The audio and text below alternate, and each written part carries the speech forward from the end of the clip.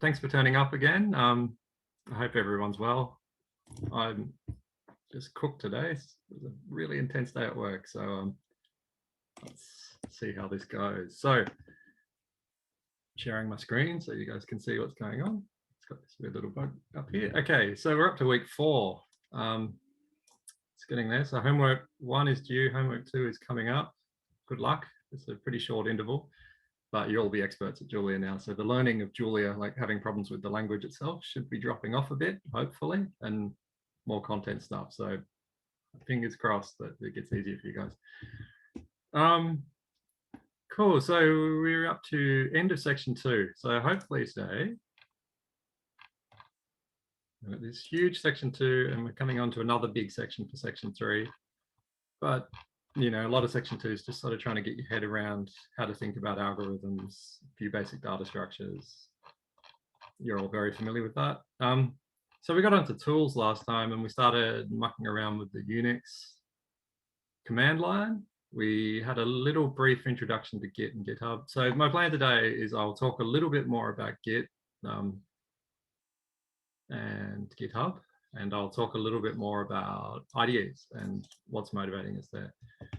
I hope everyone has signed up for a GitHub account by now, or a GitLab account if you want to. Has anyone not done that yet?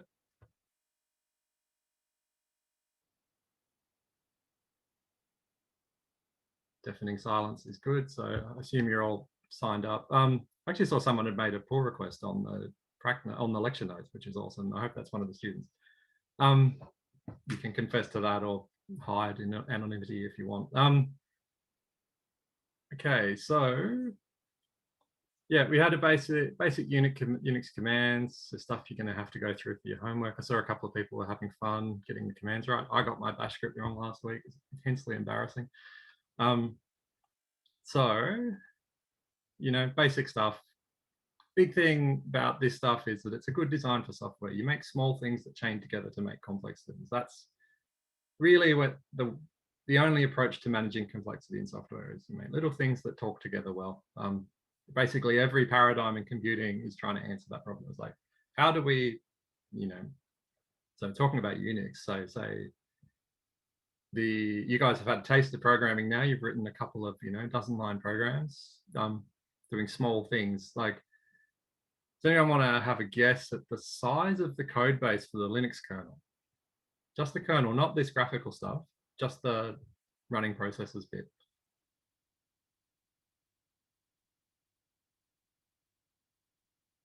It's in bytes, but in lines of code. So bits humans have typed in. Anyone want to have a guess? It's 30 million lines, I think it is. 30 million lines of code, which is crazy. Like, I know where I work, we don't have that many. If it's generated code, it's sort of cheating, but yeah, it gets huge, and like it very easily becomes a thing that when you're working on a big project, the code base becomes too big to control, and you know, it's crazy. I remember hearing that I think a web browser takes more engineering effort than the Apollo program did.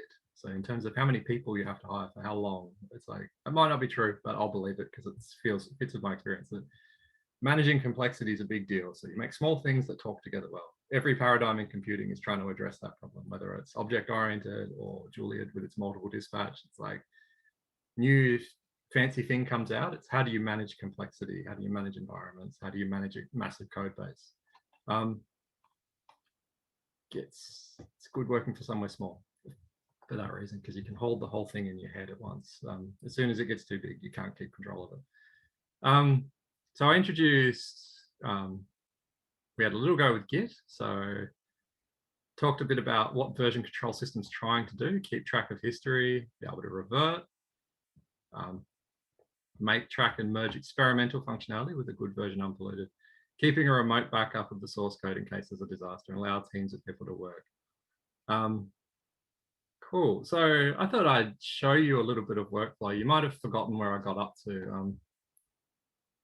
Well, actually, I should say something. There was something that happened on the weekend. I think it was the 13th, which is kind of hilarious because so we'll go to Git and we'll have a look at that. So I would have said to you guys, if you want to get a code base, you go this guy, and you have these options where you can go HTTPS, SSH. So I said a little bit about what SSH is, and there's the GitHub CLI. And you can also, there was a question about what happens if I download the zip? You just get some folders, that's fine. You can download the zip, unzip it in your local directory and start working with it. So the problem is that the way to think about GitHub and GitLab rather than Git itself is that it's a remote backup. It's the centralized version of a decentralized thing. So one of these things that makes Git really difficult is with the learning curve of Git very difficult. It's keeping track of, this is but every version of the repo is fine. It's when you're trying to make it consistent with an external version that you start to have problems. You also have problems with branching and merging, but I'll talk a little bit about that because that bit can be a little bit confusing, and you'll do it more and more later on. And honestly, it becomes more of a problem the more people you have working on a code base. If you're just using it naively and you just want to be able to revert changes and just keep a remote backup, you don't really need to think about it that hard. It becomes more of a problem when you're working professionally or on a large open source project where you need to keep track of things in a way, and you're going to have releases of the code that you need to track. That's when the way you use Git becomes more sophisticated. So I was really lazy, and my personal, this GitHub account, I just cloned with this guy and I used the password, and that actually doesn't work anymore. On the weekend, they turned it off. So I'll talk a little bit about what you guys should do. So there's two options. Has anyone experienced this yet? Have you cloned anything? Yep. What solution did you guys go for? Did you go HTTPS with a token, or did you go for SSH, or did you go for GitHub CLI? Just a really quick poll.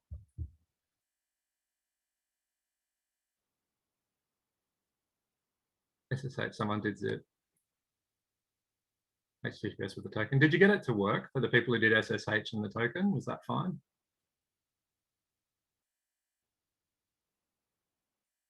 SSH is fine. That's what I would go for personally myself as well. How about the token for the person who, Sarah?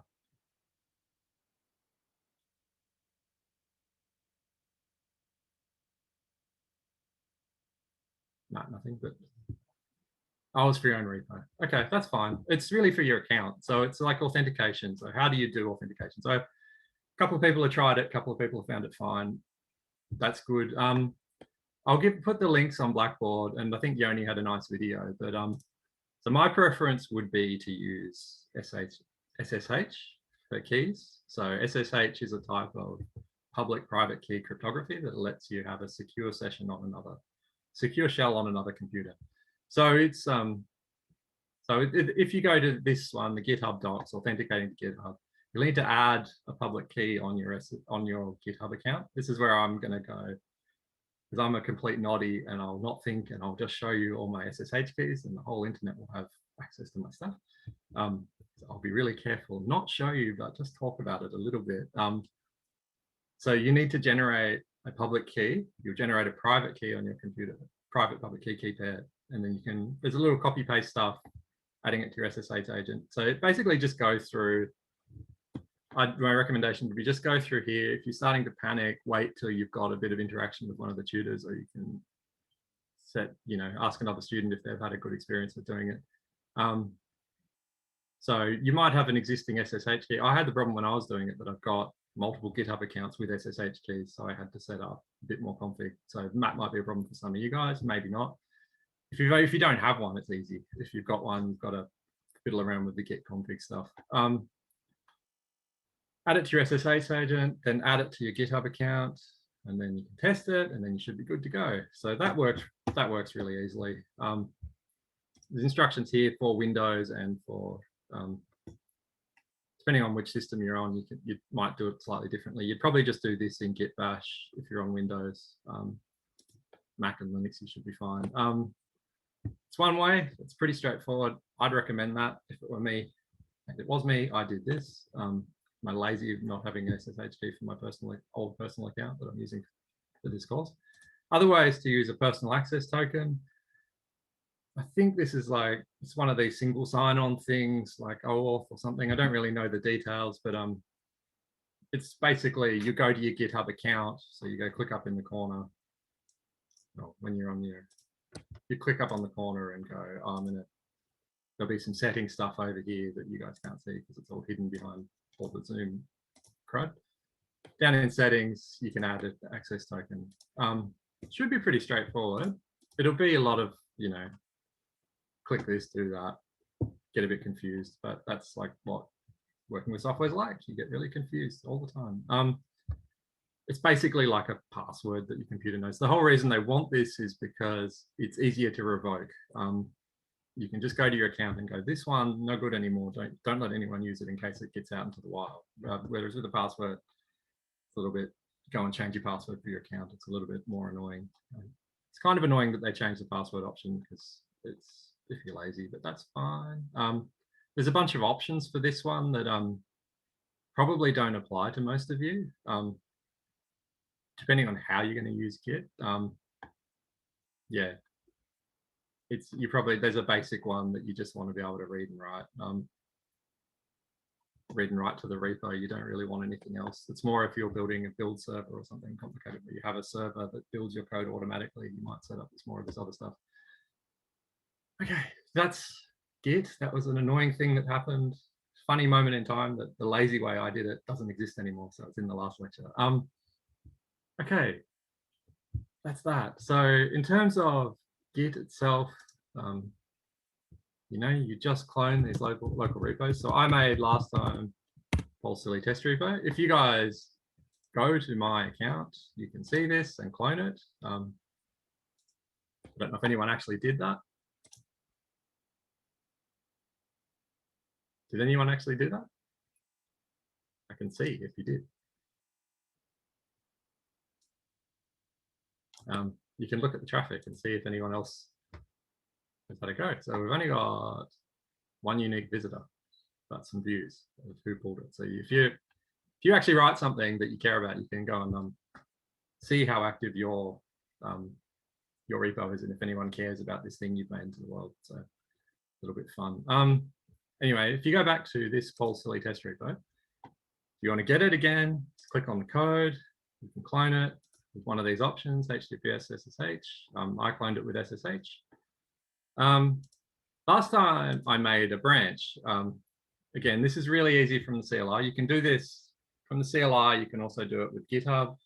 If you're using GitHub as the remote backup, it's often easier to just make it there and then pull the changes, whereas you can do it the other way too. You can make them locally and push them up. It's pretty straightforward, but GitHub makes it easy. If you like a nice graphical user interface, you can just go make as many branches as you want. But again, branches are for experimental features. I'm going to make a new thing and check what happened.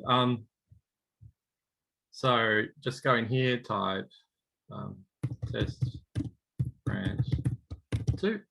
Go, oh, there's not one. If I want to make it, I just click on create test branch 2. Fine, and then pull that locally. So last time I made one called test branch, and something happened that there's been some activity. So last time I was telling you about you can look at the history. So GitHub lets you look at the history too. So you can see that there's been three pushes since last week. So I don't know if I can see the dates on those. 39 minutes ago, 4 hours ago, 6 days ago. Then, so that one was directly after the lecture. I went, oh God, my stupid bash script. I had the mental space to work out what I'd done wrong. So I looked at that. So this thing about being able to go back to history, you'll notice over here, there's all these funny numbers. And what these are a hash. So these are a cryptographic hash of the changes that you've made to the repo. So the way I think I said some slightly obtuse comment last week that Git has this really weird, in a weird way, it's sort of like a blockchain, but it hashes changes cryptographically. So you can tell what's changed and where the state is. And you'll see this little hash.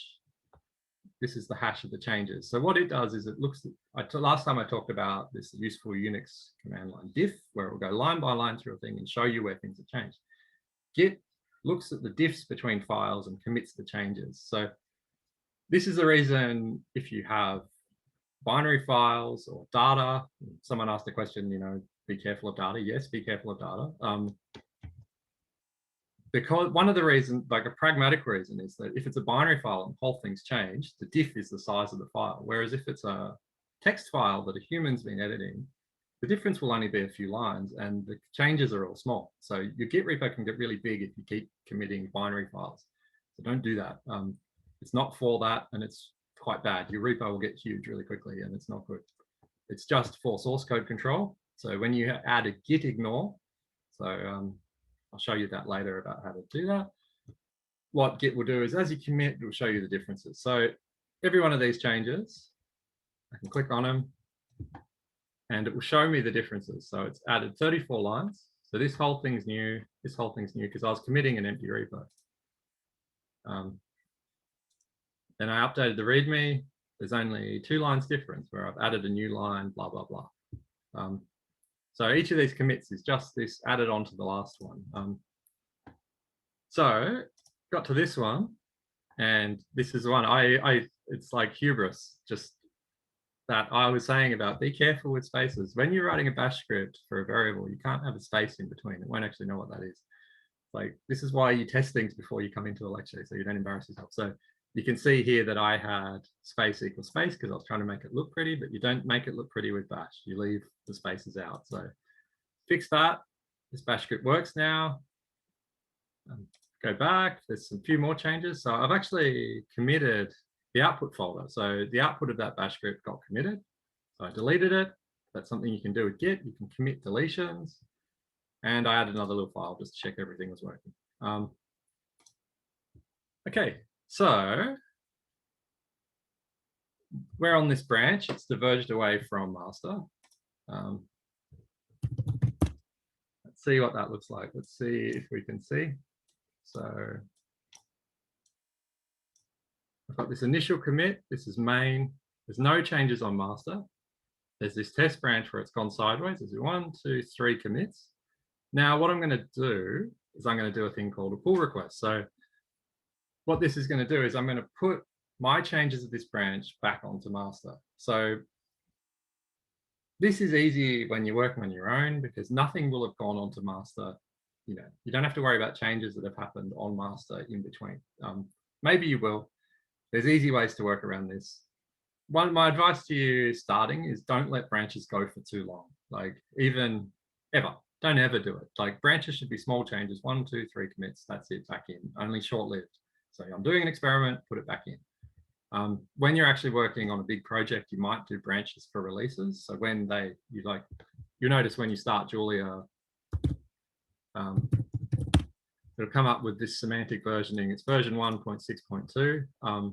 When they make a new release, they might make a branch and then go, that's that release. So we can always build it if we need to. So we know where it's sitting. Lots of people work in different ways. Git's, you can do what you want, so it's fine.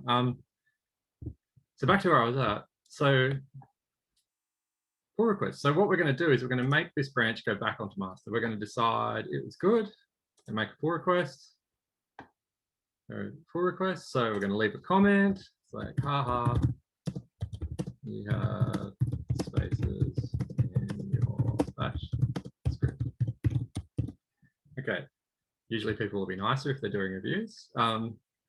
You can request when you're working on a project, this is really important for when you're really doing software, is doing code reviews. So I don't think I'll have anyone I can suggest. Nobody's a collaborator with me on this repo. But if if you're working with a friend, this is a good mechanism. You can go, oh, I've tried this function, made a branch, make a pull request back into master. You can go through and just see, it's easier sometimes to just see the differences than to try and understand the whole bit of code. You can just go, oh yeah, that makes sense. That bit looked broken. You've changed it to this. So create a pull request. Again, you can do all this with the CLI. It's just easy doing it up by this way. So we've got 3 commits, like we said before. So there's damn spaces, get rid of output folder, added a file. We can look at the files changed and we can see the diffs. So there was a deletion. I've gotten rid of these spaces in this bash file, and that's all good. So back to here, I'm going to merge this pull request. So this is part of Git lingo. It's like when you branch onto another branch, you're going to merge. Again, the automation's all good. So it's saying there are no conflicts. So nobody's done anything on master that I need to worry about.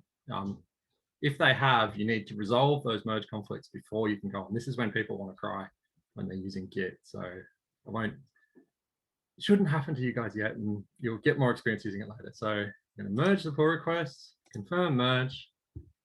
Good thing to do after you've done that, just get rid of your branch, delete it. So I did that really quick. So you can merge it, accept, delete the branch. You can always restore it later on.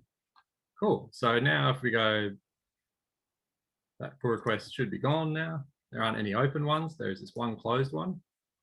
Test branch. If we go back to the code, we can see it. Probably merge this code. So 7 commits ago. So now we go out of this guy and we go git pull. So ignore the minus rebase. That's a habit to deal with this thing about how do you deal with changes that have come in while you've been doing. If we look at get k now, we can see, oh, I'm still on the branch. Okay, sorry. Ooh, git, check out master, main, sorry, main. Git pull. So this thing, you need to jump around on the different branches you're on. So again, that got merged into the main branch. So I've got to go jump back over onto the main branch. So git checkout main, pull those changes. Okay, now if we look at get k, I can't spell, GTIK, you see this nice little triangle where this was the main branch, initial commit, made a branch, 1, 2, 3, merged it back into here. Done. So that's a nice simple workflow for dealing with Git. You'll have problems resolving when someone's been doing something on this other branch.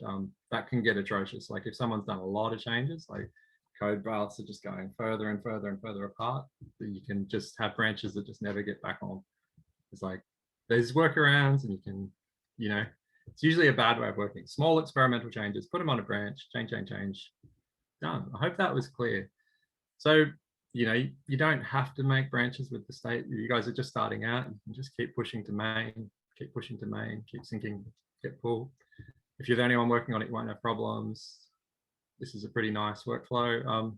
But I you know, don't be scared of making branches. Again, you've got this remote backup. Everything goes wrong.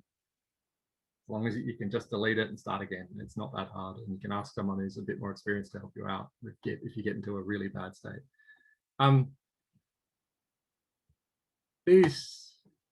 Git allows you to check out any of these previous commits as well. So this thing about wanting to go backwards is this git checkout command. I was using it for a branch. You can also check out to particular commits.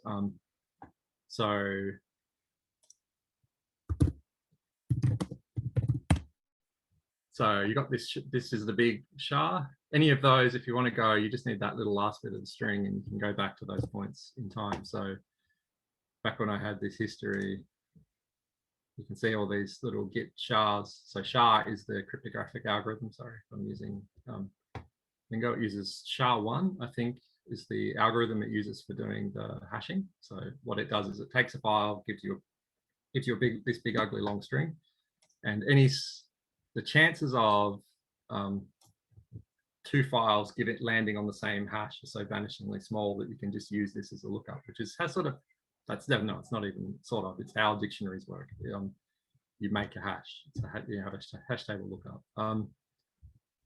Yeah, so you just need that. You can check out any of those commits by hash. You can tag stuff. There's a lot of other stuff. I won't talk too much about Git. Does anyone have any questions before I call that done and move on?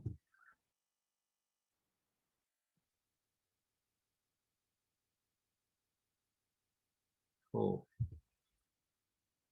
It's normal that Git will make you want to cry sometimes when you're starting out. So don't feel bad if it's hard.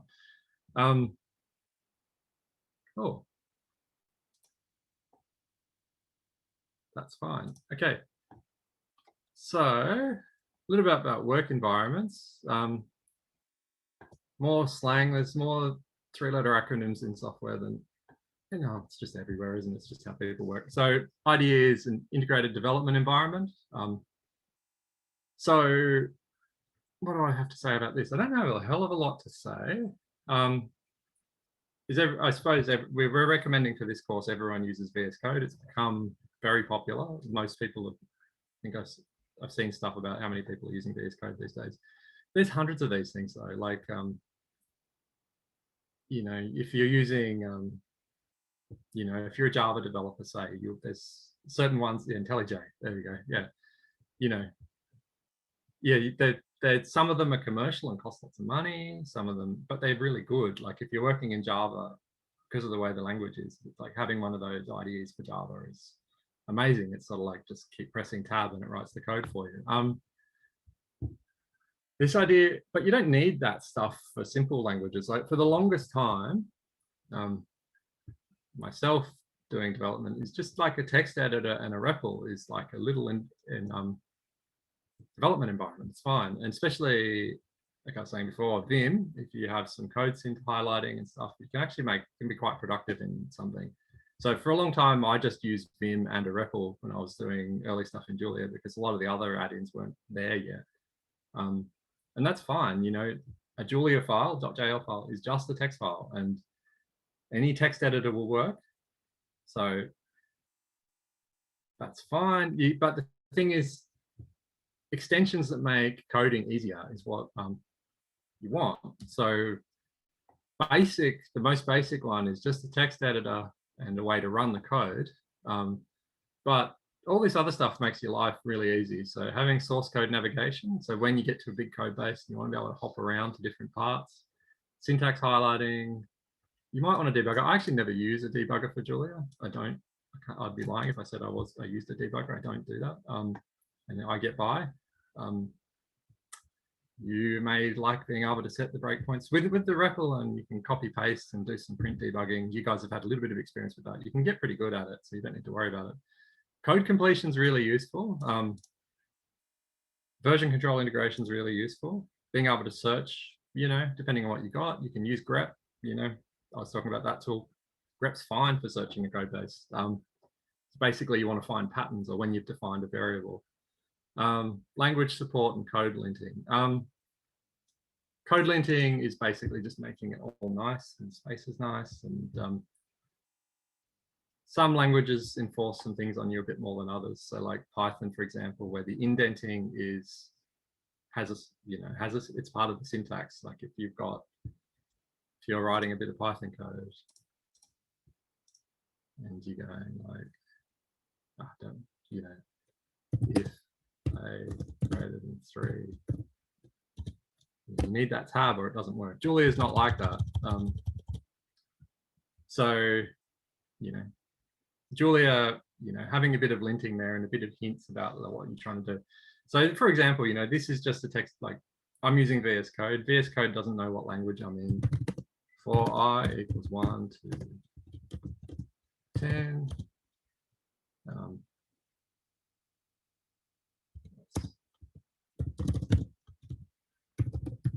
Let's write a non-trivial bit of code. No, doesn't know what it is. So save that. We'll give it a name. When I use the .jl extension, VS Code can suddenly work out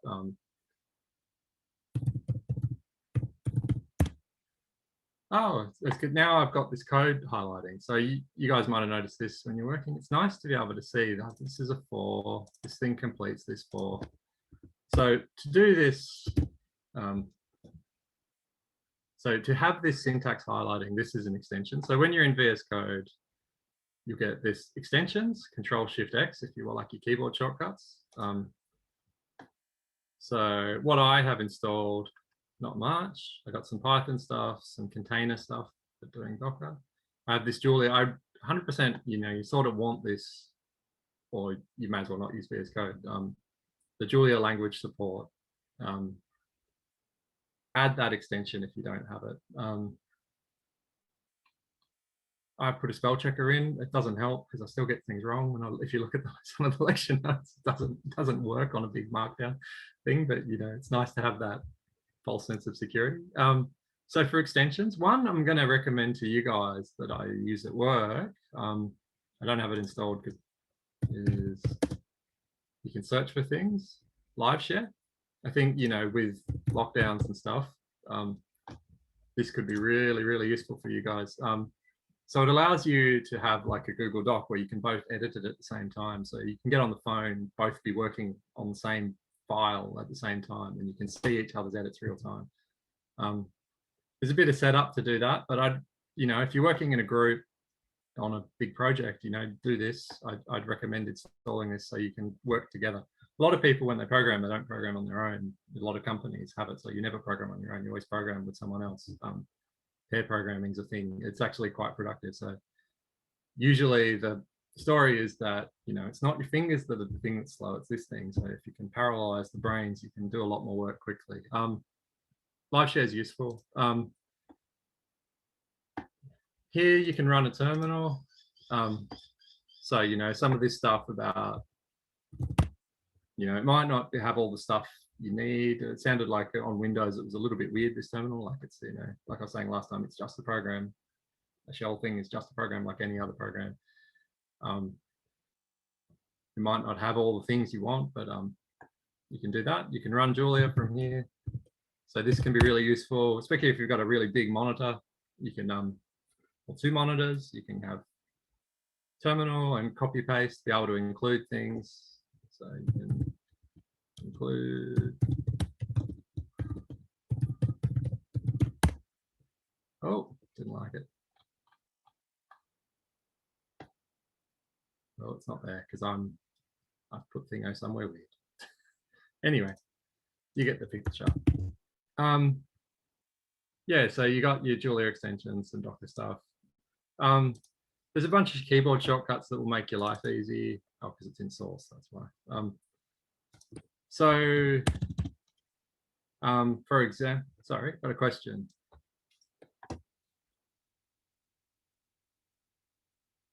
So with the terminal in, sorry, question from Alexander, I'm just reading it, so I'm gonna go silent. Question, with the terminal in VS Code, can we use all the stuff laid out previously for command line? I think I understand your question, yes. What do you mean by the command line stuff? So you can use this file. So if it's this one, I just got the path wrong because it's source.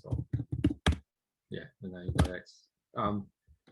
So this is how you typically work if you're not, personally yet, I'd always be file up here, command, use a Julia REPL session, including the file as I work, put some debug stuff in. That's how I work. Yeah, then you don't have this, like if this, especially if this is all in, like I had a couple of people ask me questions about performance stuff. Like problem you have with Julia is scope. If things are in global scope, it can't work out how to make it fast. So you should be writing functions all the time and you should be passing things in. So I'm getting it, sorry, I'm probably going too fast, but it gives you, here's some bunch of Julia functions that, this is why you have the support. So I've got some variable names I've named and all those other functions that I might not necessarily know the name of. And you can get hints about like, what is this thing? So performance though, you should have everything in functions.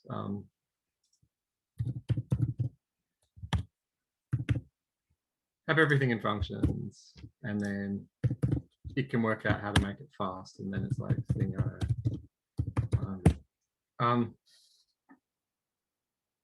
That's basically it. So it's basically just a text editor with some fancy stuff to help you to make your life easier, some code completion.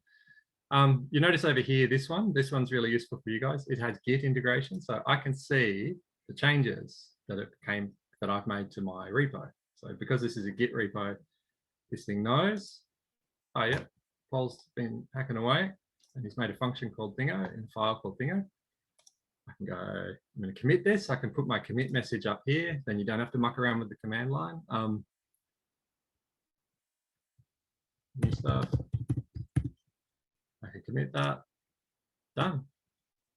Can't remember what that one does. View as a tree, commit, push. I don't know if that'll work. Might work. Let's see if that works. I don't usually do that. I usually go to the command line because I have magical thinking. So that works. So you can do it all from VS Code. I excessively check commits before I push them. It's just neurosis. It shouldn't really affect how you think about things. Yeah, so you can do all that stuff from one place, and it makes your life easy. You can see changes. These are both the same anymore now.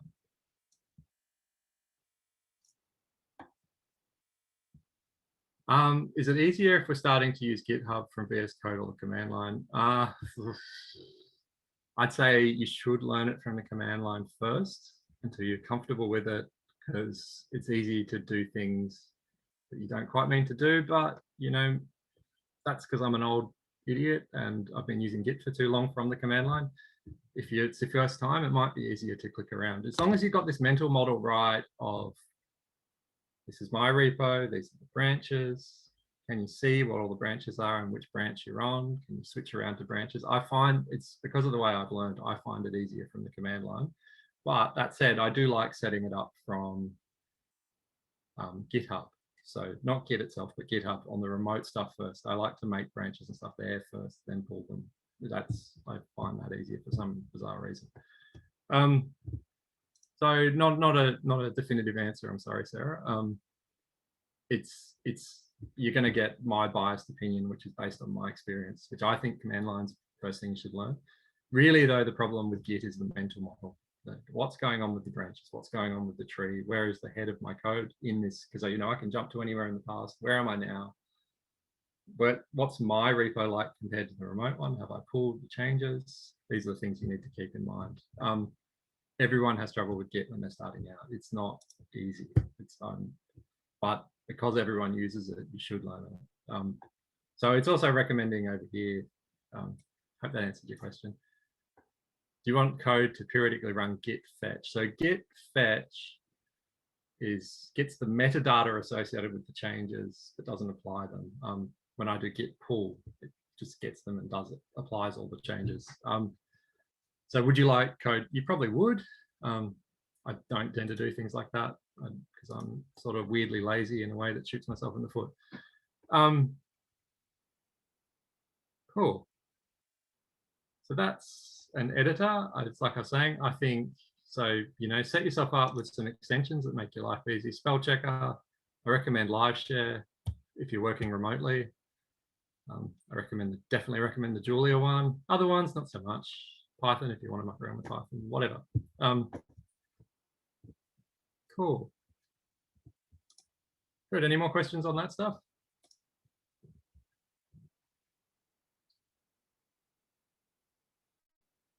It's just a text editor with some bells and whistles. They get fancy. Cool. I had a plan to show you what Julia looked like, the Git thing, but I didn't have time to. We can probably do it online. It's been not so easy to see the changes. You got an idea of the size of a project. Like, you know, I had this one little branch. It's like, oh my God, how many branches are there? How many branches? This is on base Julia. All these people doing all these things. I'm not sure if I want to view all the branches. It's interesting. This is what it gets like for a large code base. It's like hundreds and hundreds of branches and releases, and keeping track of that stuff is atrocious. I want to click that, but I don't know what it'll do. I want it as a graph, but anyway, we won't do that. Yeah, this is what a big project's like. If you do that get K, it's just like this monstrous snake that's worse to look at than just not looking at it at all. Yeah, people are impressive though on what they can do with the right tools and the right mental model. Cool. Okay, so the last one I want to talk to you before we take a break is software licensing. So this, you know, when we were setting up, so, you know, back to Paul's thing, we're going to go repositories, going to make a new one. You guys won't be able to see it because Zoom's stealing all my focus, stealing all my screen. New repo, blah, blah. It gives you these options about, someone asked me about it last time. It's like, oh, what is a license? And when we go to choose a license, there are a bunch of options. So what are licenses? So this is a bit, I'm not just going to make another repo, another useless one. So licensing, what's it for? How's it going to bother you? It doesn't bother you really. It's more so the world's changing all the time. There used to be a bit of a battle. It used to be more of a worry, and people would arbitrarily get prosecuted for things that are sort of unfair in some way, and also people used to do things that were a bit dodgy. So you get this thing. It's like, what is software? It's just a text file. It's just bits and bytes. It's really easy to share. It's really easy to get stuff off the internet. You know, you guys would have done it looking for your assignment. You would have got snippets of code from the internet and going like, oh, sometimes that's helpful. Sometimes it's obvious, just saving yourself time. Nearly always you're taking someone else's, I hate saying the word intellectual property because it's not how it should work. It's more someone's work, someone's effort, and they've put time into it, and they have a choice about how they want their work to be used. There's two really huge classes, I'd say. It splits into proprietary software and free and open source software.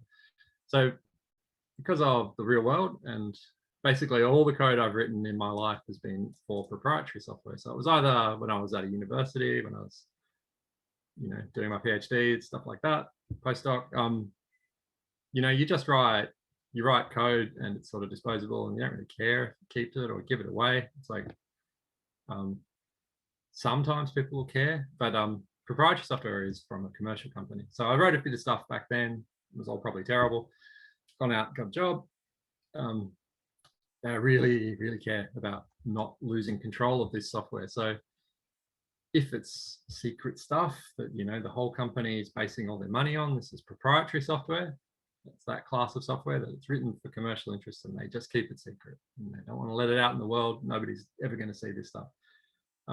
Even if they don't copy it directly, there might be ideas in there that people can use to gain a commercial advantage. So this stuff tends to be really closely guarded secret. Then you got this free and open source software. So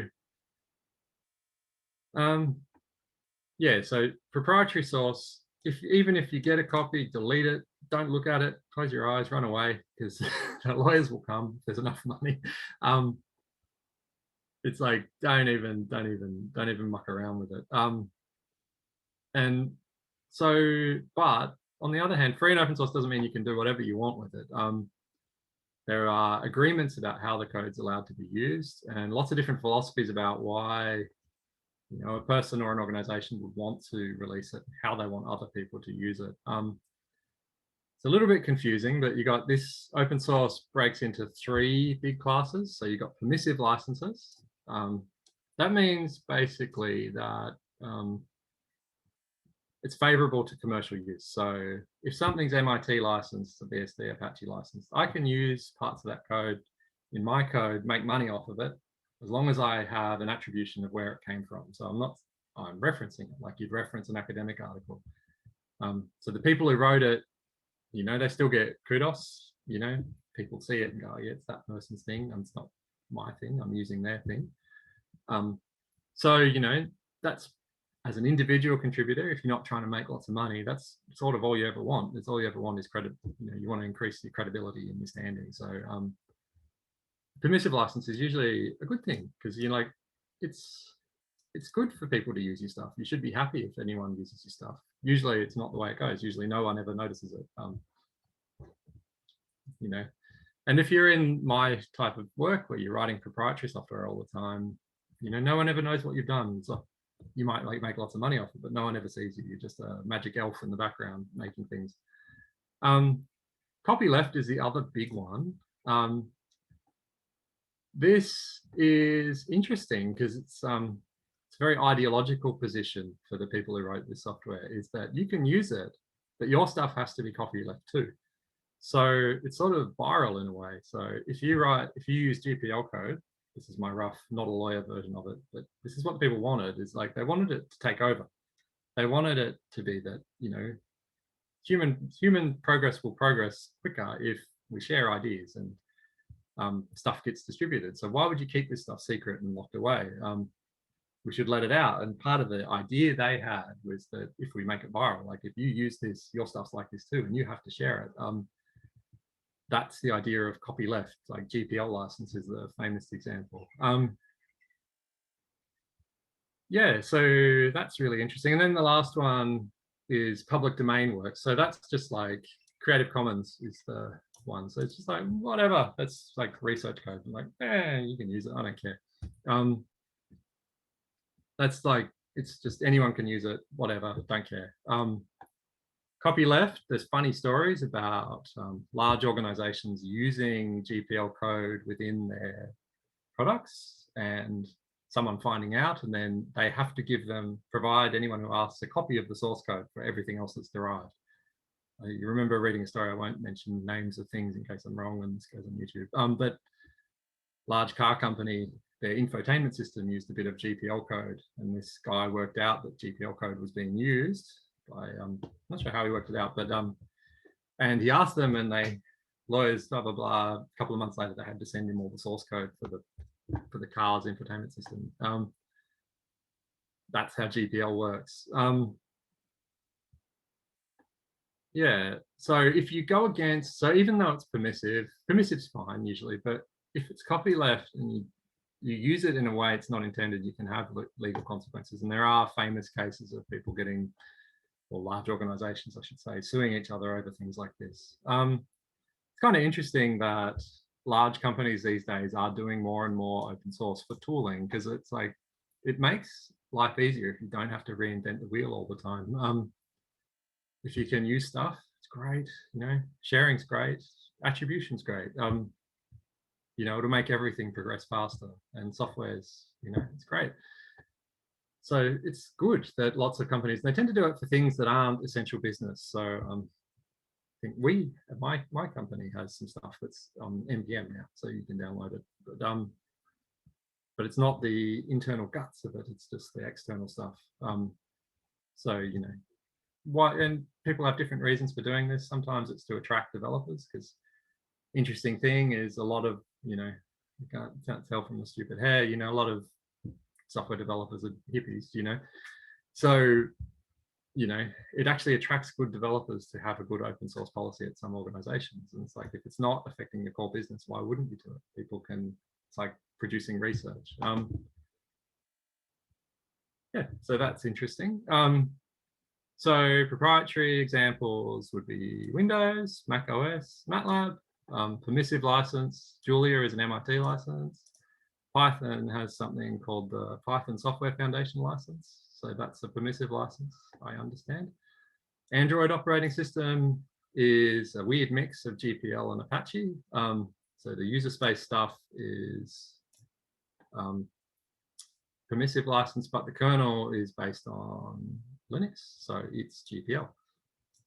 This split between the stuff the user uses and the thing that drives the thing. And that's why, Android is Julia, a lot of Google developers, I should say. Copyleft, GPL, Linux itself, and R are both GPL. So that's interesting if you're using, because R is a famous language amongst statisticians and stuff, so data scientists and statisticians.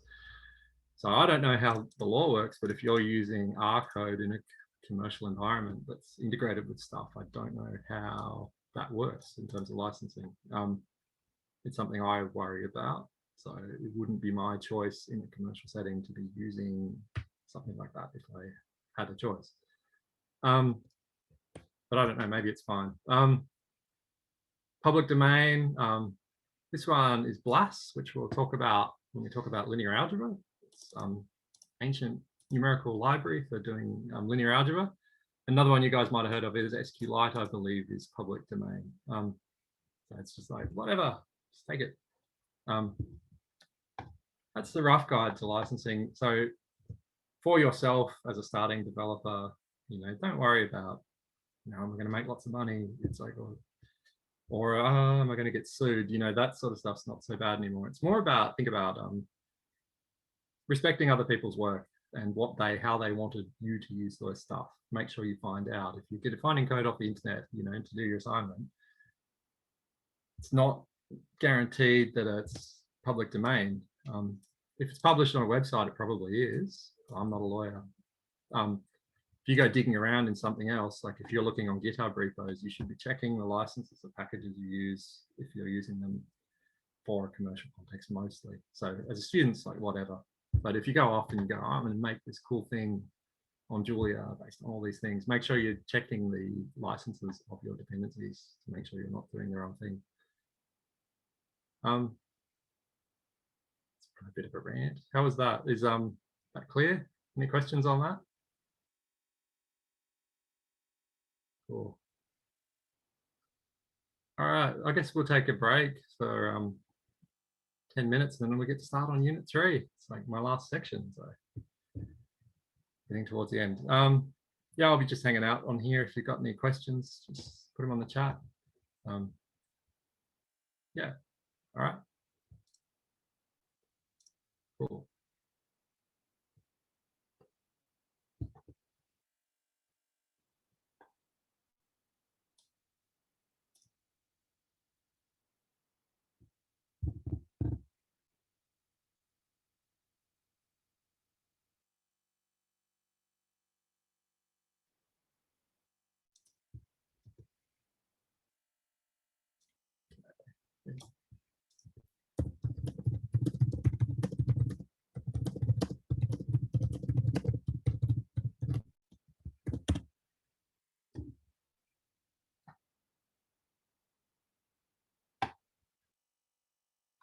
Okay, so I just got a question in the chat, just going through really slowly, super basics about setting up a new repository.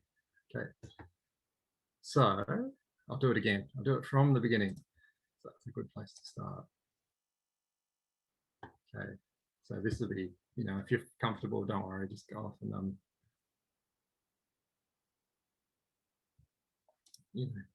just relax for a bit. But this is, I'll just do it again slowly because I probably rushed through it too quickly. So I would recommend, if you can start up a new repository, I would do it. You can do this from locally. I would recommend, if you're using GitHub anyway, just do it from GitHub. You're going to click on your repositories, go to new. You can come up with a name for your repository. So this can be whatever. Test repo number 2. Okay, so that's setting up this repository. So doing it by GitHub, just give it a name. It's public or private. You choose here whether you want. So this is a GitHub thing.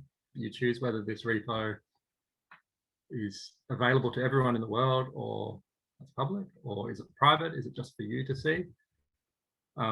You can choose to initialize this repository with a README, git ignore, and a license. You do not have to do this here. You can do this at any time. If you forget to do this, it isn't the end of the world. They're just files. You can add them afterwards, and it's no problem. You just make a text file called license.markdown and put it in the base of your directory. You just make a file called .gitignore, and it will end up there. So you choose a license. Again, after I just had my rant, I'd choose MIT as a default. Okay, that's fine. Why is it not letting me? Public. That's probably because of the git ignore. Okay, so for whatever language, this is actually more annoying than doing it for yourself, but if they've got defaults for different languages. So if all of your code's going to be in C++, this sort of thing, artifacts from builds and stuff that you don't want to track. So it's helping you, it's hurting you by helping you, by giving you a hint. So I don't think I've ever clicked this button before, but okay, so we go for Julia. So there's some stuff in Julia you probably don't want to track. This will set main as the default branch. You can change the default name. Main's a fine name. You'll see me, because I'm old and a bit of an idiot, I'm always go to type master, because people used to always call it master. It's association with slavery. People have done, it's a bit of a yuck name. Let's change it to main. whatever, name's a name. If it's offending some people, don't use it, it's fine. Then you're just going to go create repository, click, that's fine. So now here I have test repo number 2. I need to get this repo from the internet onto my computer and click this code button. Options for cloning. You'll need, as I said, you'll need to set up a token or an SSH key. I already have SSH keys set up on my computer. Because it's public for this case, I don't actually need it to pull. Anyone who wants to pull it can pull. But to push back up, I need authentication. So I would choose SSH. You'll need to set up SSH keys. We'll link how you set up your GitHub account to do that. Just click on this guy, Control C. Keep a place where you keep all your source code on your computer.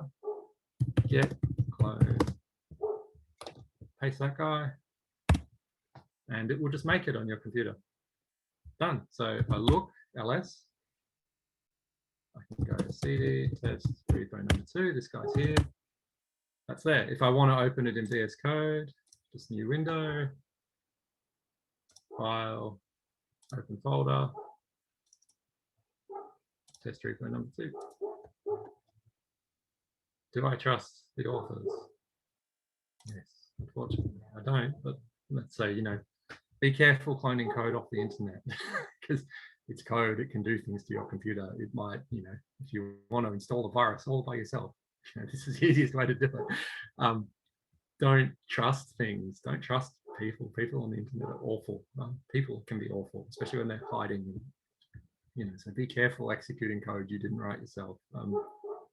I guess that's why it's warning you, but it's a lesson. There's lots of sneaky tricks people can do to remotely execute code. So there's this file that's called a git ignore. This has automatically generated a bunch of stuff. So whatever, just build logs, dependencies, stuff you don't actually want to track. You don't want to track the manifest.toml. If you want to add something, like if there's a folder, you don't want anything in there to be tracked, you can just go like data /. That's all you need to say. You can have a particular file. So I don't want this text.txt file, I don't want it to be tracked.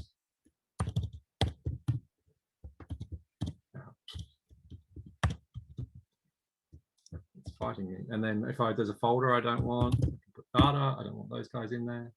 That's it. It's done. It's easy.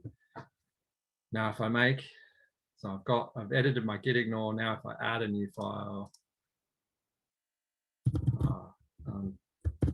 and I call this guy text.txt, because I got it in my git ignore, it won't actually come up as a thing anymore. It's not actually tracking this thing. I can change this. And it won't, because it's in the git ignore, it won't do it. But if I take this guy out, oh, now you've added this file called text.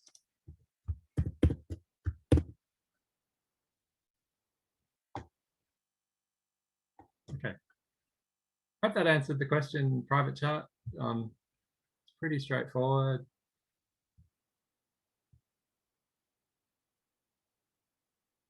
It's less scary. You just do it. Okay, cool. Just try it. My advice with anything computer-wise is like, you're not, apart from downloading random code off the internet, like stuff you write yourself, you're never going to break anything. Just try it until you work it out. Don't be scared. You work it out. It all makes sense. It's just this thing of like, I probably keep harping on that, when you're writing computer code, programming is like arguing with an idiot. It has a very specific idea about how things are. And if you don't do it exactly that way, it'll get angry at you. So you just got to get that in your head and you're all fine. Cool. Any other questions before I start on section 3?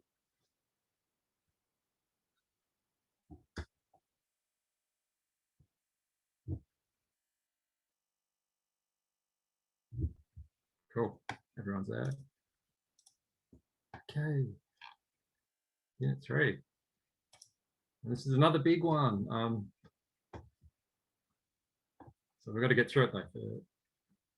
I'll just say now, if you're getting through the homework and you want me to skip ahead a bit and do it non-linearly because you've got a short time, if there's a bit if you've started looking at the homework, I guess maybe if you haven't had a good look yet, maybe come tomorrow. If you want me to jump ahead or jump around a little bit, I've got some scope to do that if it'll help with what you're confused by and what you're not.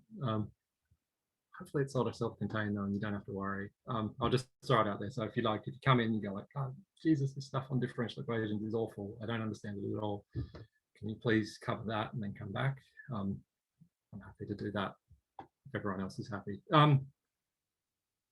Okay, so unit 3 is a big one, and it's the end of my section. So we're going to get through it in 2 weeks. So data, files, basic numerics. So going to start off talking a bit about data, some data formats you'll have seen, some basic scientific environment stuff, and then the big bit is going to be this numeric section where we're going to look. I haven't covered floating point numbers yet.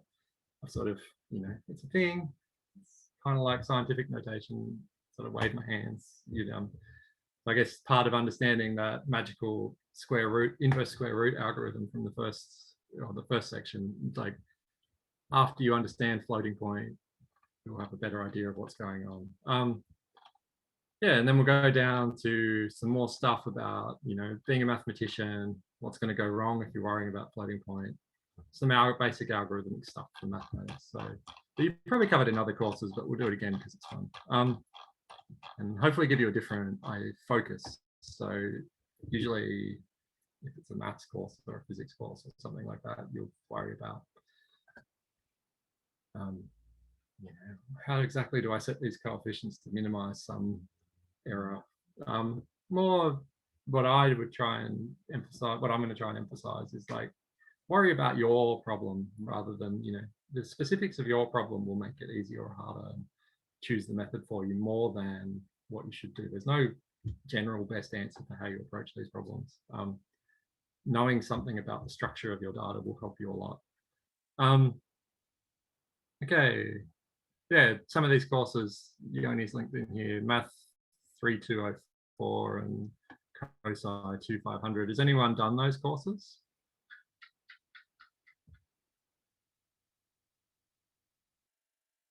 Yeah, Liam. Okay, so you might be covering ground again if you've done that. Hopefully, sorry, these two. So Math 3204 and COSC 2500.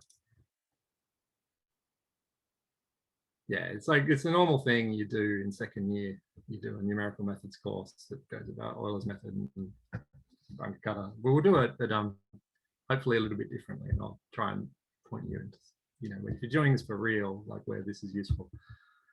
I actually have had to solve differential equations in professional thing in a weird way. I have a couple of times, so it's useful to know this stuff. So we deal with files and file formats, CSV and JSON. So these are the basic things. So okay, I saw a couple of questions on Piazza about people having fun with Echo on Mac.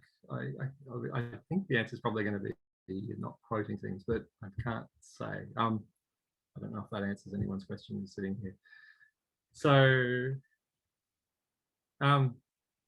yeah, a file is just a collection of bytes on your disk.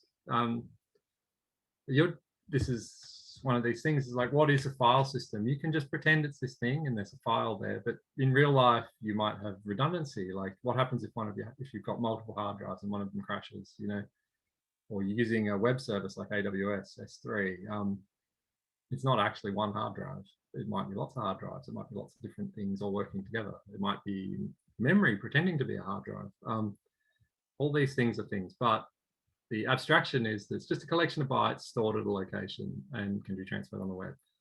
So, I've done this example of just piping, or not piping, but putting it into a file, echo, blah, blah, blah. So one I find funny, this is I find it, this suits my sense of humor. If you do echo, how I said, for all these Unix command line programs, you can go, oh, if you don't understand it, you can go help, and if you do echo help, it'll just say help.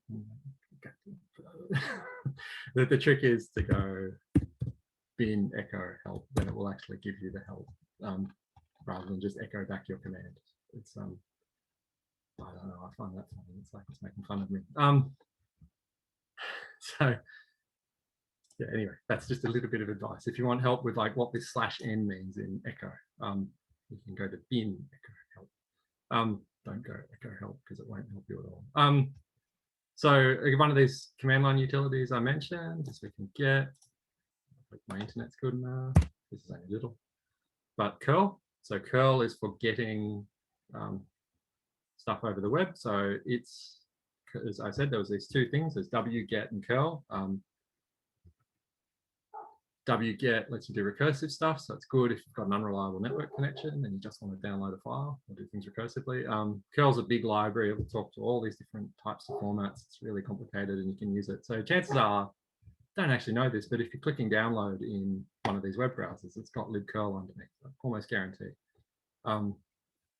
Again, there's all these little modular components that people use to make software. Okay, so we've got this file in my test repo. Shakespeare, blah, blah, blah. What are we doing? So again, if you just want to look ahead, you just want to have a bit of an explore, it will give you the top 10 lines by default. So this is from Project Gutenberg. Gone through and scanned all the things in libraries. So it's the first bit of it's just a bit of guff about that. If you want to know the bottom, it's the last thing Shakespeare wrote. Personal use. So it's got a bit of license stuff in there. It looks like at the end. It's if you do, that's a useful thing as a human driving this command line stuff, you can have a look. So it's just a text file and we could open it in VS Code. VS Code might be happy, might not. Sometimes it doesn't like really big files. It's just a text file, just bits and bytes. So it's just strings encoded. Not so interesting. So otherwise it's a binary and you can, so it's either encoded as a text file or it's not. If it's not, it's this thing called a binary. So here's an example of making random data. If you really want to do that, let's open a terminal in Julia. Let's run Julia here for once. This is the productive way of working. So we've just made this binary file. So it's like, oh God, what's that? That file doesn't really know what it is. It's just a binary file. We get out of Julia. Sorry. It's probably a bit hard to see. Probably go back to here. So we've got this my binary. We can look at it in the hex values of this guy. If you're a bit of a hacker, you might start doing this to try and work out what's going on with these random binary files you might get. Some people have a really fun time trying to work out what files are, what binary files are, and if they can reverse engineer the format. So again, it's just a bunch of hex numbers. That's the data we put in.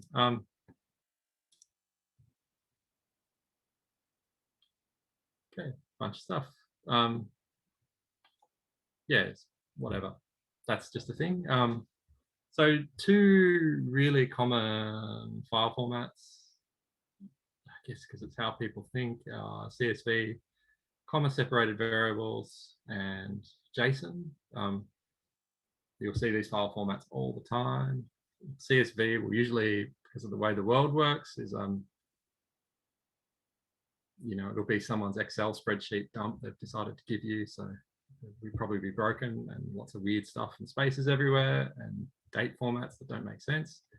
That's your life. If you ever decide to be a data scientist, you'll be going through horrible CSV files from people who don't program and they've decided to name things in weird ways and use weird inconsistent formats for things. Yeah, decide whether you like that. So the CSV is really simple. So let's just make one because it's easy. And see what we can talk about with this guy.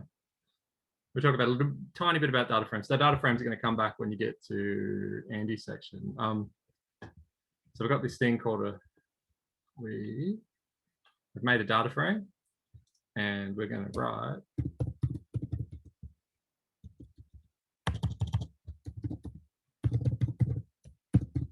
going to use this Julia CSV library to write, not capital plan, something else. I'm going to write this data frame, and we should be able to see it in VS Code now. So people.csv. So you can see, so this is the name. So there's a header, names, ages, gender, and the comma has a special significance as a separator. So each of this is like a matrix, you know, it's like a 2D array, fixed width, fixed length, and there's going to be a comma in between. So this thing of like when you get data from somewhere, someone will decide to put commas everywhere and there won't be quotes. It'll all be broken and not even be the right shape. That's the sort of thing you see all the time. But basically it's like, you know, header, names, separated by a comma, and there's a missing one for gender. So I didn't actually look what you only put in that guy. Oh, it's got a missing value. So there's just a comma and a blank space, then a new line. That's a CSV. They're pretty straightforward. What are we going to talk about it? So the header row is important. So you can cut out the header. I won't bother doing this, but you can, when you're writing it, you can say, like, as a default, the header will be the first line. So there'll be options when you look at CSV, right? Oh, not that character. So header, pass the list of column names to use instead of the column names output. So a bunch of options. So to write a file, blah, blah, blah. Yeah, I don't know where I was getting at with that. Yeah, so you can either have a header or not. When you go to read it, if the header is false, it won't interpret the new one. Otherwise, you know, you'll get this annoying thing that if you've deleted the header, that guy's not there anymore. It will think that the first line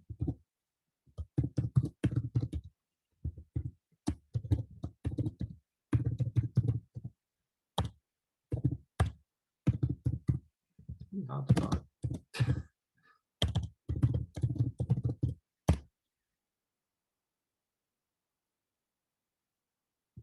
Slow.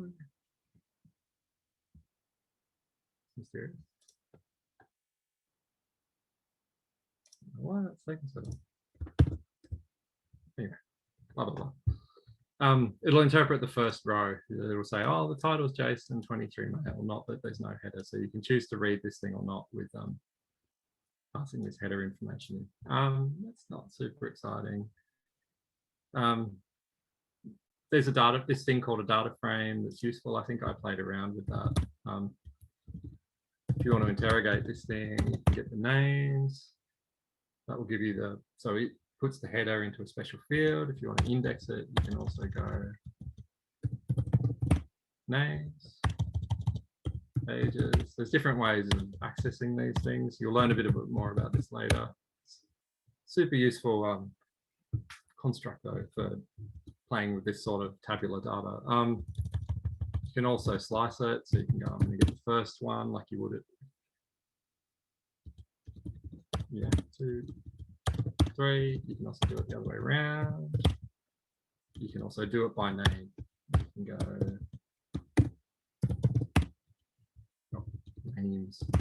Sorry, silly. So again, I just said that's a symbol. That's that little column is for a symbol. So if you've got the names, you could iterate through and get that one. You can iterate by rows. There's a million things. You can say the size of this guy. It's 4 by 3. And a bunch of doing sums and stuff. Look at the average. Not super exciting. CSVs will come up and they're horrid and people use them all the time.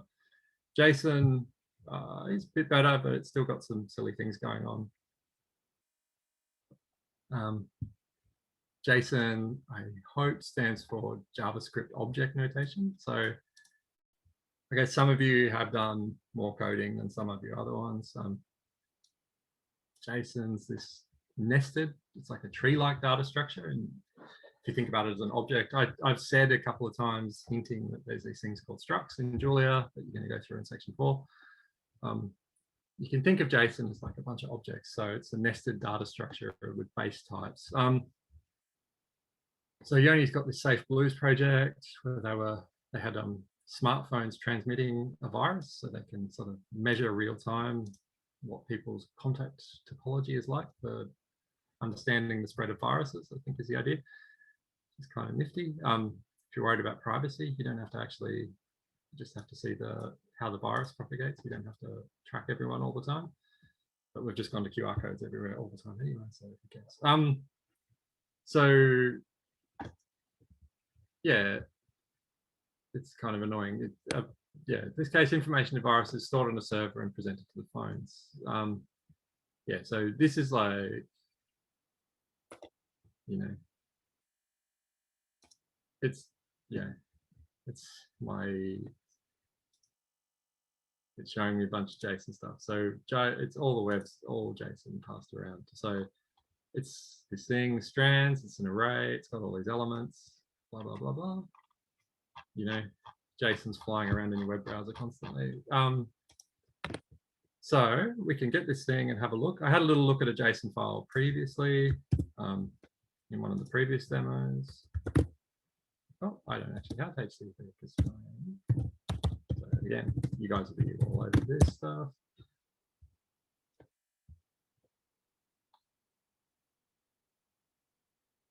I might not have JSON too. I use JSON 3 at work. Let's not get too upset about that. Just want to see the structure of JSON, so that's more interesting. JSON, I don't have it. So let's get this guy. So we can do a HTTP request. Hopefully everything on the internet's working. It's kind of magical that all these computers can talk to each other. Okay, we've got this thing. Got strand web. And the data is parsing the body of this guy. And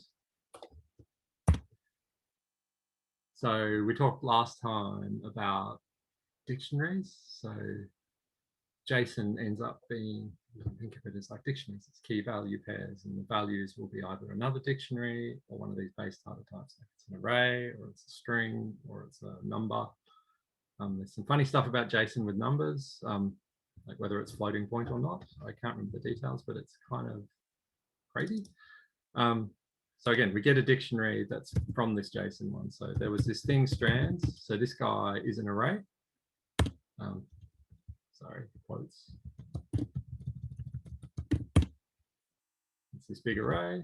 So if we want to see what that is in Julia, type of, it's a vector. So you can index this guy.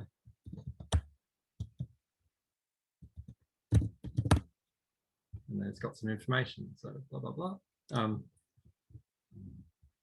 Yeah, so you can check through the keys and find some stuff.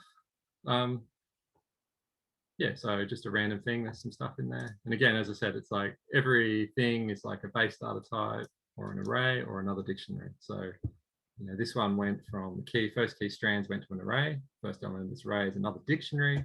That dictionary has a bunch of keys, and you get one of these guys, and you get a base data type. So it's either a date time string. In Julia, if you want to work with dates, you have to turn that into a date time. Show you that really quickly, see if this works. Yeah, you can do some stuff with dates. I've got to give it the format because I'm showing you this is probably boring. Month, day, t, hour, minute, oh no, I got it wrong.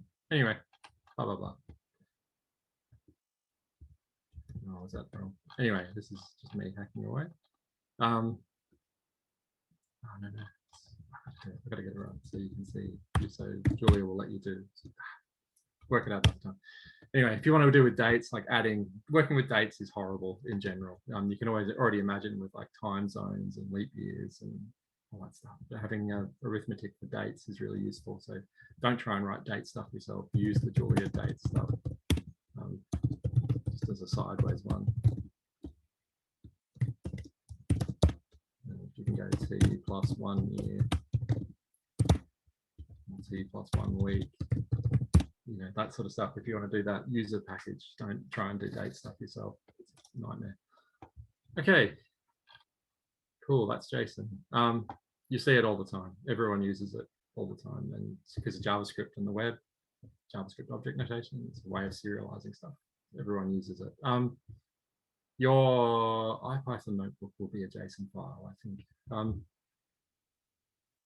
Pretty sure that's what it is. So, okay, using Julia for plotting. So has anyone had a go at making plots and stuff in Julia?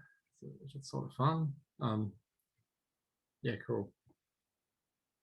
It's better than it used to be. So this thing of like, everyone who complains on the internet about Julia will complain about how long it takes to the first time the plot loads. And you probably would have experienced that yourself. So again, when you're, you know, if you're in your work environment, you know, if you're hacking away here, the first thing you'll do is using plots, and then don't stop the session. You just keep including files, wait for this thing to come in, and you sort of don't have to worry about it. It's only a first time thing. It's not that bad.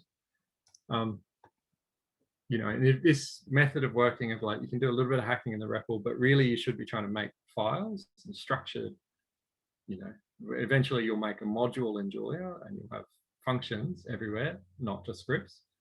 You know, you don't have to worry so much about closing it down. You just have to include it and start working away. You can make all these pretty plots. So learning the API, again, we'll see what this guy got. Read the docs, don't listen to me. Plotting is complicated. If you've done it in any other language like Python, you'd have been using matplotlib. So Julia's plots library has is a front end, and there's multiple back ends you can be using for doing the rendering. So working with visualization stuff sucks. So lots of different solutions. So I think the default, I think I'll go here because I've already included plots here.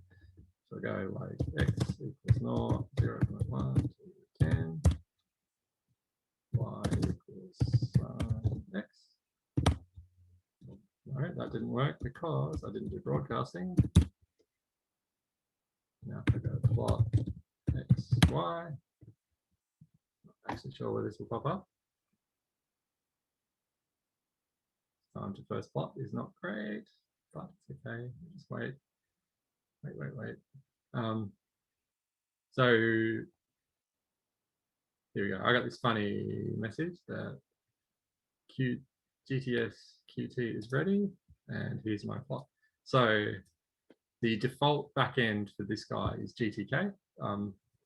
It's a plotting library. If you want to change the backend, like if you, like on my computer, I don't get much with this guy. Like it's more useful to use pyplot, matplotlib as the background. So if I want to change that, I just go to pyplot. That will change the backend to pyplot after a little bit of time. Now if I do this again, check. That's okay. Slow the first time you do it. That's always the way. So this pre-compilation stuff going on in the background the first time you do something takes a while. So now I can zoom. I can go home. Don't want to pan around.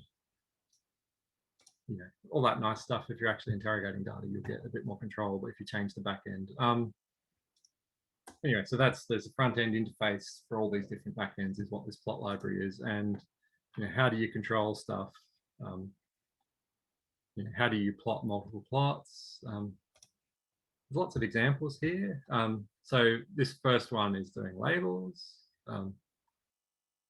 You know, that's really useful. Labeling your axes too. So here, Yoni's gone a bit to town, and there's a bunch of different stuff. So there's a quadratic surface, and slices through this quadratic surface, and doing various plots. So this is basically a zoo of different plotting functionality. So setting the color, setting the limits of the x-axis, adding a legend position. limits of the y-axis, labeling stuff, x labels, y labels, annotating this guy. So that's this guy. So if you want to, it'll give you where do you put this thing. There's a position, and then where do you placing it, blah blah blah. Lots of different functionality here. So you get these cool surface plots and heat maps and all these different things. I wish I had a cool demo to show you. I don't actually have one. I used to have a cool thing of a wave equation I did in Julia, but I lost it, so I can't show you. But a few more examples here. I'd encourage you to get this and starting to type in the chat. I'd encourage you to get do this one. You know, get this stuff and play with the plotting to see if there's, you know, you can do everything you want. Again, there's a difference. So this guy is getting from GitHub user content. This is Yoni's book on stats with Julia. There's a bunch of temperatures. Let's give this guy a go. I won't have a bunch of that stuff. Measures. You can get that. It's a bunch of dates and times. So filtering. The examples here are like, this is a data frame. So step up this. Probably get this. Sorry. I'm debating about how much I show you with my computer and its half baked state. Okay, that was quick. So we can get this stuff, and then we're going to read the IO buffer. So this is this body into a data frame. So we've got a data frame with a bunch of dates and temperatures as a time series. So this is the temperature in Brisbane versus the Gold Coast. And the difference, so that's what, if you wanted to do that.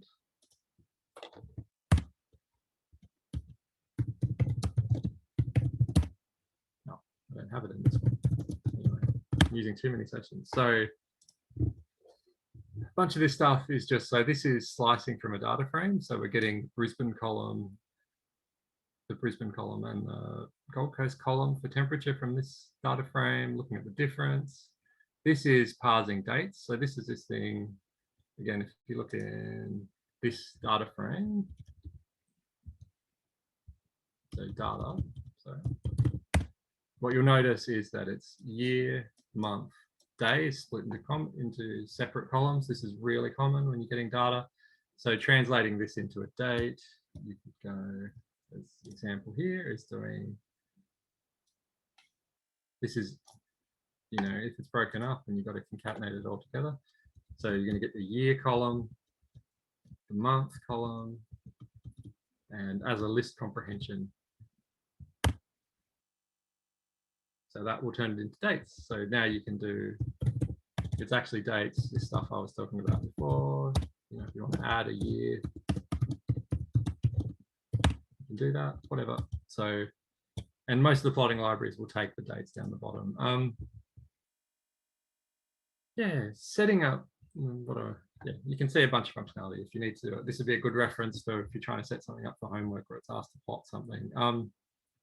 Again, one of these things that's interesting here is you go, I'm passing P1 plot, P2 plot, P3 plot, P4 plot, and then I plot all four.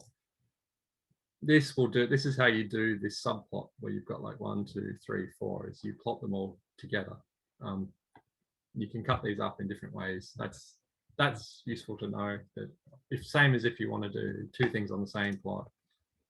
I know I had this in the other one, but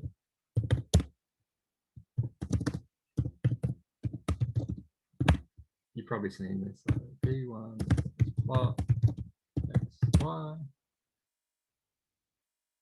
Yeah, time to first plot's not great. I should have done it in the other one, shouldn't I?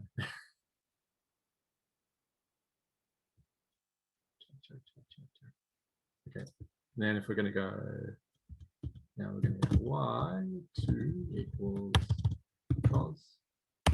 Now the way to plot is, remember this thing, this bit of syntax, you know, if we have this, it's like you're editing the thing that's there.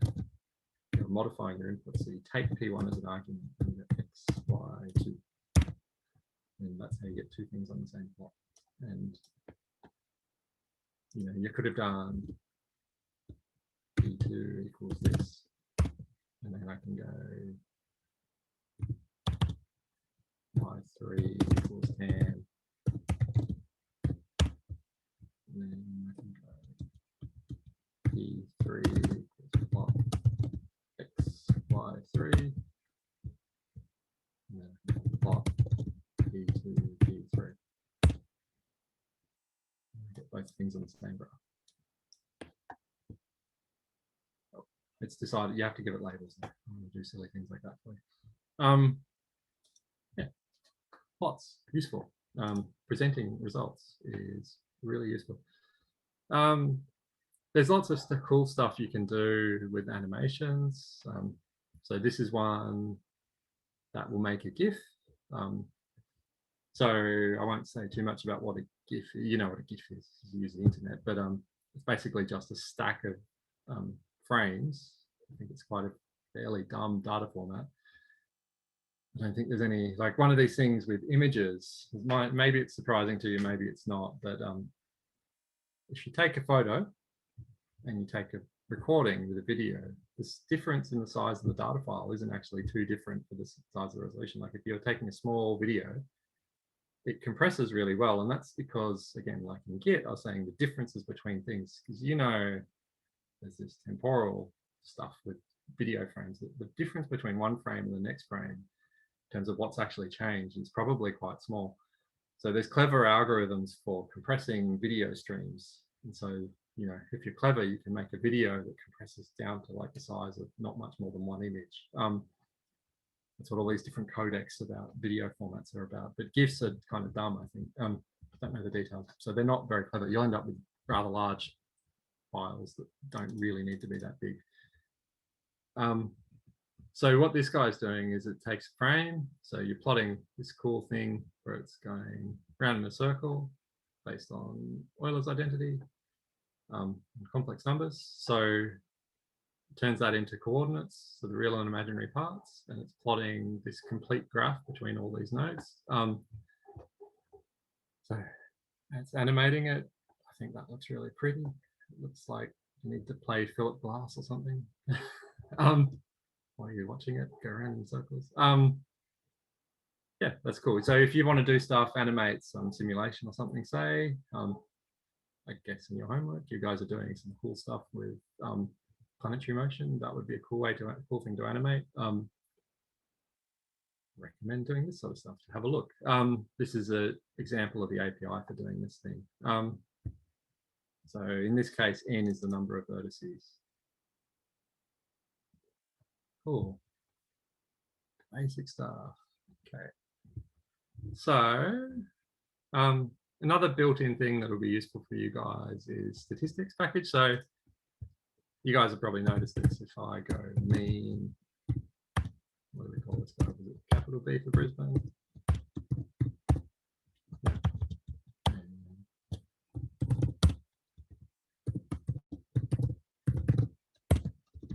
If I go mean, this will be nothing. It doesn't, base Julia has no or limited statistical functionality. So you can go, you guys all know what definition of a mean is. So you can go sum of this guy divided by the size of data 1. You can do that yourself, but there's a lot of statistical tests you'll be wanting to do that are useful. So this guy, statistics. Now, if I'm using statistics, it will have imported this stuff. So now I get a mean. But it also has more complicated stuff. So if you want a median, you get that. If you want, let's see what mode does. Not mod. No mode, no mode. Anyway, you'll have to do something more fancy to work out the mode of a continuous variable distribution. So you need to do some density estimation. So what's this guy? So I won't bother. Well, that's data temperature, it's data frame 4. So what are they saying? So data equals CSV rate, and they're slicing the 4th column out of this guy. So that's the same temperatures data So if we go data equals data :4, a little bit of juice, probably better to use the name if you know it, because you'll be less likely to get stuff wrong. You'll get, here's a bunch of all these different statistical tests. So we just did the mean. We also have all these different types of means. So, you know, some of you will know this, not like you're talking about an arithmetic mean, a harmonic mean, or a geometric mean. Oh, harm mean didn't like it. What is that? Oh, stat space. Sorry.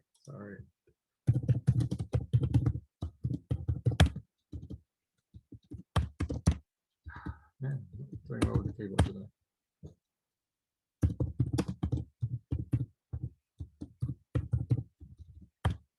Capital base, stat space.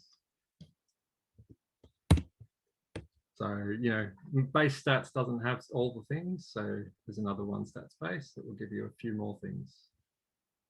So this, when you're using the packages, you know, it's sort of a bit magical about what's getting included. So it can be a little bit hard to keep track of.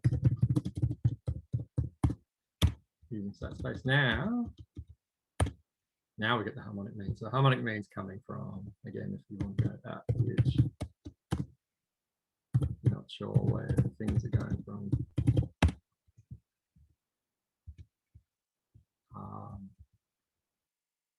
2Ms. Yeah, so that's in stat space, not in statistics. Yeah, so harmonic mean, you can get the variance, standard deviation, minimum, maximum, median. Quantiles are super useful if you're doing confidence bounds and stuff. That's cool. Another one I'd say, so this just some quick stuff that's really, I find really useful for hacking around. So this one was saying maximum of data and minimum of data. It's like, I'm almost never just wanting one or the other. So the useful function for you guys is extremer. We'll give you both as a tuple. So then you can go min t max t equals extremer. That's another useful one. What's another one? Oh, you can do things like arg max data. So same as if you're setting up like an optimization problem where you're going to go like, I'm going to do the argmax over x for this objective. Do argmax of an array and it'll give me the index of that array that gives me the maximum. So if I go data indexed into argmax data, it should give me the maximum. So you get argmax thing, you can do argmin similarly, both super useful.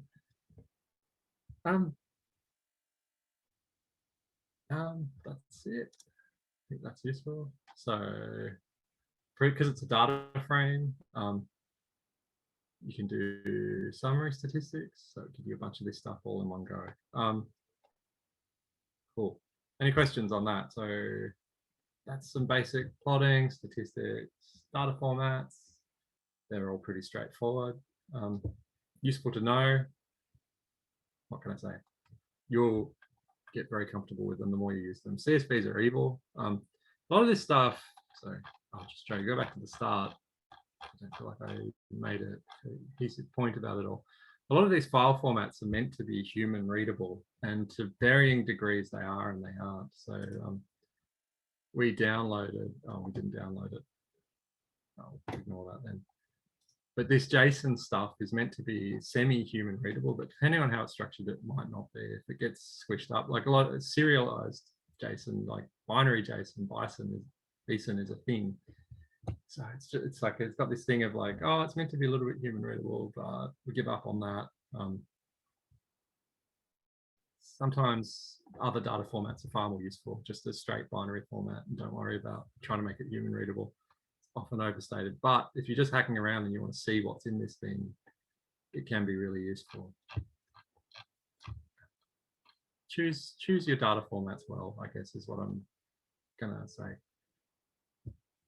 CSVs are terrible. If you have a choice yourself, don't use CSV. Sometimes it's easy. Okay, cool. Any questions before I go on?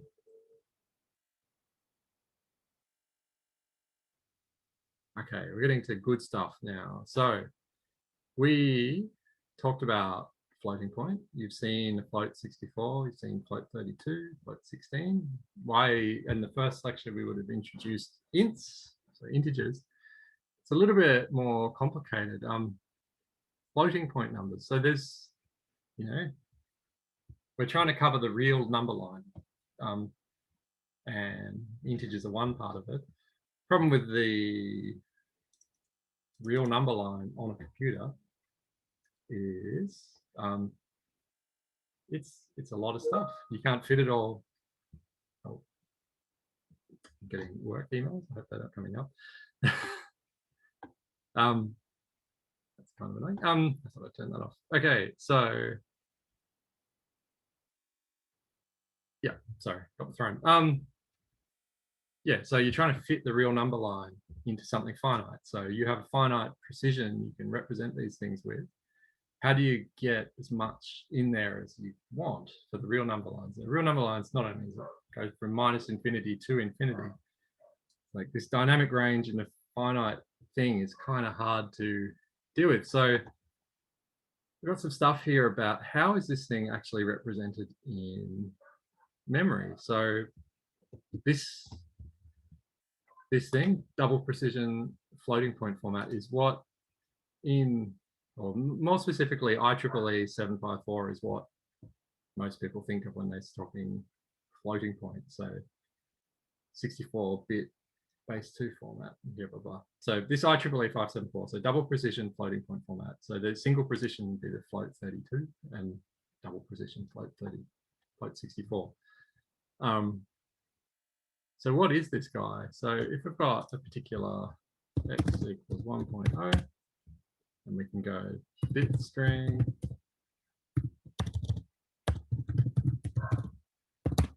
So again, we've got this thing. So we can see how it's represented, no problems, the same as we were doing for unsigned and signed integers. So the format of this guy is, where's this pretty, I'm seeing where is, oh yeah, pretty. So the first bit, so you got a choice. I didn't say this with the integers, but you got a choice when you've got this bit string. It's like, is this the side the front or is this side the front? And you'll hear this sometimes called big endian and little endian formats. It's a joke from Gulliver's Travels. If anyone knows that, you'd know that from your kid. But if you've ever actually read the book, it's a satire about politics. And the big endian and little endian are two cultures having a fight over which side of an egg you should start eating from. They have a war over it. So it's a joke about something that doesn't matter that you have a big argument about, because it doesn't really matter which way you do it. So anyway, if you hear that, big endian, little endian, that's what it's all about. So what the way it is this first guy is a sign bit. So if we go x equals -1, we get a different, so it's 1. So 1 for negative, 0 for positive. That's the sign bit. That's the interpretation of this guy for a floating point number. Now we've got an exponent, which for a floating point is, so if you're thinking about exponential notation, so 2 times something to the power of something, the exponent is stored in these bits from 2 to 12, and the significand or the mantissa is all the stuff from 13 to the end. So that's all this stuff. So we've got, it's an 8 bytes. The float 64 is, so 8 by 8, 64. This is the bit string for this number. What's the number we're putting in? 15.324. That's what that guy looks like as a bit string. The sign is this, the exponent is this. If we want to turn those into, we can do that. We can get the exponent and the significand. You can see that it's like the exponent is 3 and the significand is 1.991. So if you go, this is all base 2, so it's 2 to the power of the exponent times the significand is 15. So you can reconstruct this guy. That's the format. Similarly, but with less bits for 32. So instead of going from 2 to 12, you go from 2 to 9. And instead of going from 13 to 64, you go from 10 to 32. So same thing. So if we've got a floating point number, we can do the same thing, reproduce it. So ideally, what you're actually trying to do is you're trying to fit the whole real number line, which is really big and really full, into a finite number of bits, which is impossible. So you have to make compromises. So every floating point number is an approximation of its real number. And you've got this notation, F is the set of floating point numbers. So each floating point number is this guy, plus or minus. So you got your signed bit, and you've got a signed integer for the exponent.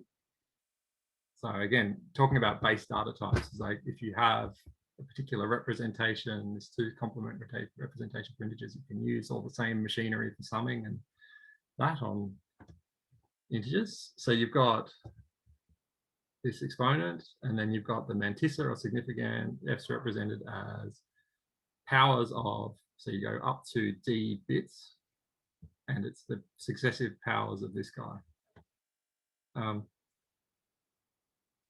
So 2 to the naught, 2 to the, so less and less. So 2 to the minus 1, 2 to the minus 2, 2 to the minus 3. So you sort of got that. You don't need to do the 2 to the naught, so you get this guy out front, the 1. So you only need, you know, if you're thinking about saving memory, you get that one extra bit by not worrying about the first one.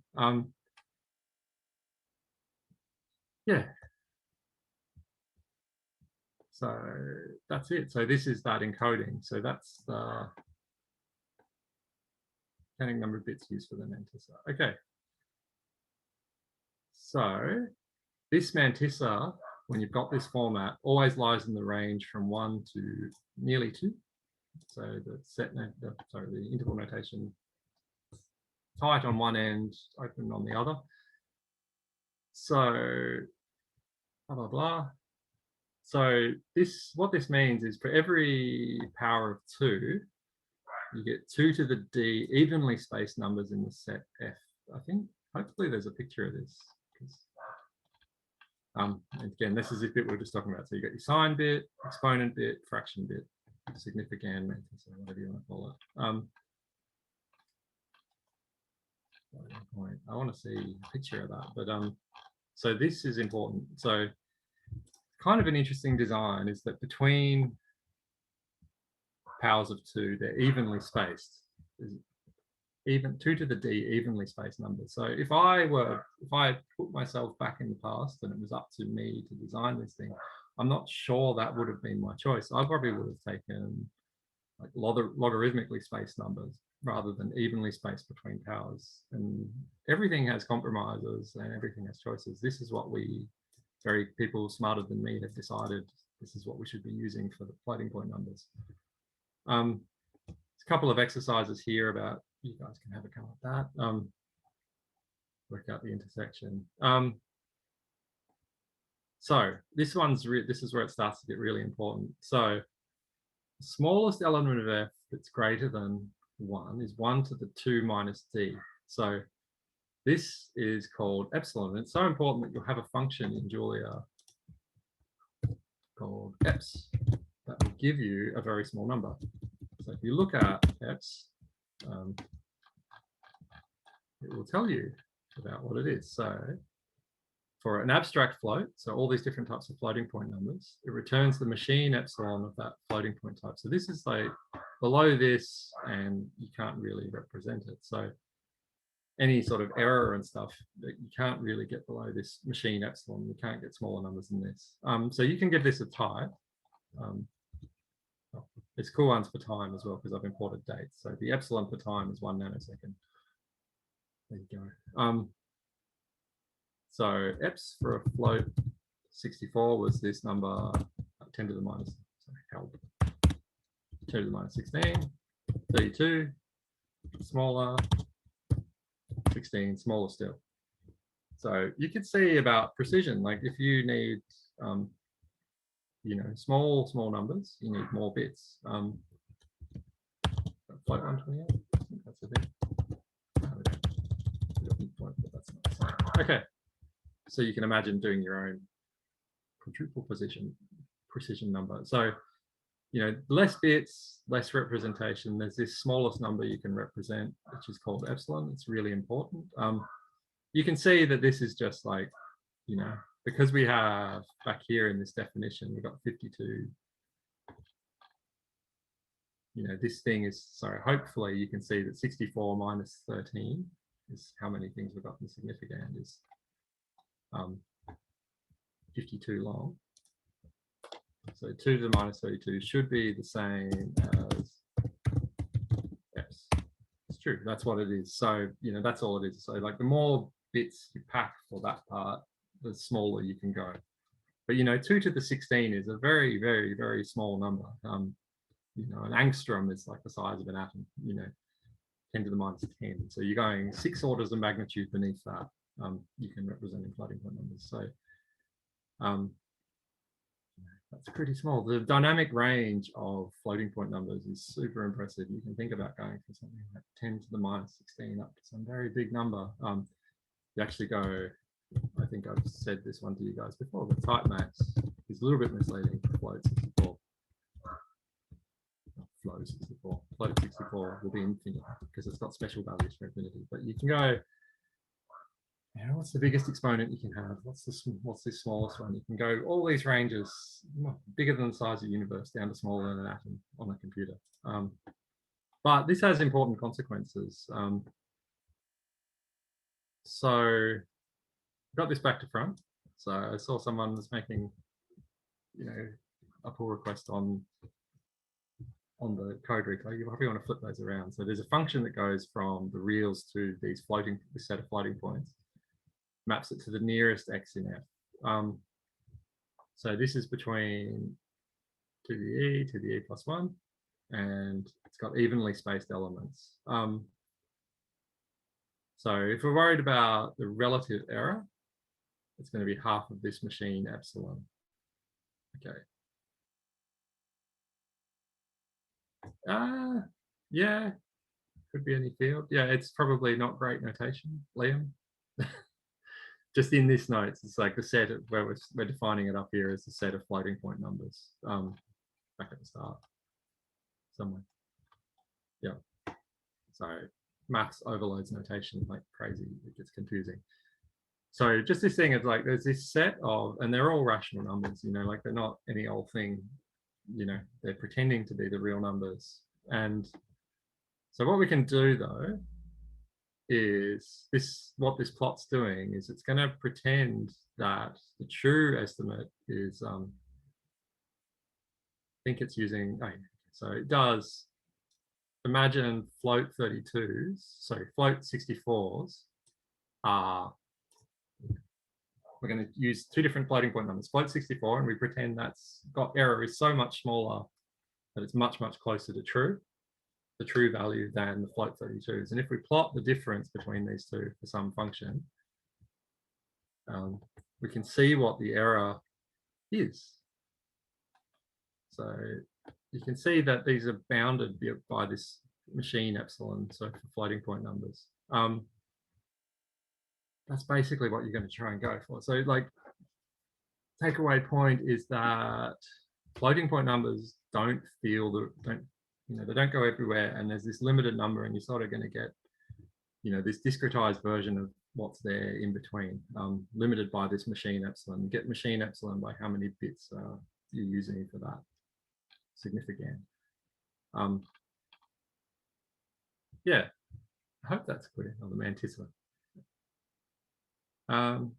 So there's these special numbers. Yeah, so this has important consequences. I'm probably going to run out of time today to talk through this stuff, but might just give you a little bit of a taste of it. But this matters, like in how numerical errors propagate, what the sort of things that can go on. So there's also these special values. So I said this before that, you know, 0 divided by 0 has a special number, and that's for nan. So, you know, when I say nan, so this is what this says. Just leading you up with this stuff. 0 to 0 to 0 is nan. If I do the bit string of nan, there's a special number that we keep in floating points. That's for nan. And we also have positive and negative infinity. So 1 divided by 0 is positive infinity, minus 1 divided by 0 is negative infinity. So this guy is special, and that should be special too. So that's just the same, it's got the same encoding down here. That's here. If you want to look at the difference between these two, it's just the sign bit is different. So remember, 1 is for negative, 0 is for positive. So we've got special values for nan. You get some weird stuff. So this one will bite you. I just thought I'd say, because you should know. Nan does not equal nan, but that's a design choice. It's not a number. It's not a number. You can't say, but inf equals inf, and negative inf does equal negative inf. I hope. Cool. So that's a choice. There's special cases. Yeah. Nan equals nan. That's true because they have the same bit representation. So that's a different thing. So that's a good one, CM. Yeah, if you haven't seen this guy before. So 3 is determine whether the Boolean representation is exactly the same. So you can't tell the difference between the bits at the bit level. So something cannot equal. It's not equal to, is this the same thing as this? No. Is it equal is different to equal? Yeah. A little bit confusing and will trip you up. So, this is the typical one is you're doing floating point, dividing. You're dividing stuff is always the one that'll bite you. And you get a nan as a weird special case and you go like, oh, because you get a 0 divided by 0 or something for some edge case of your program. And then you go like, oh, is this thing equal to nan? So you've got a special function is nan as well.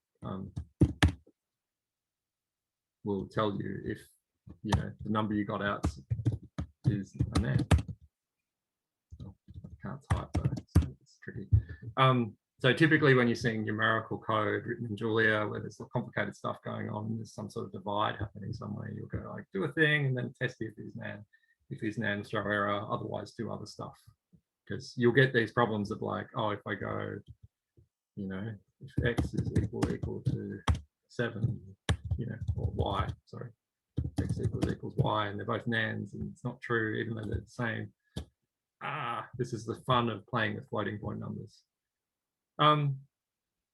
Cool, it's probably getting close to a good point to call it a day for today. So what I'm gonna, just the next bit is I'm gonna go through types of problems you can have. So what will happen and what sort of things can go wrong.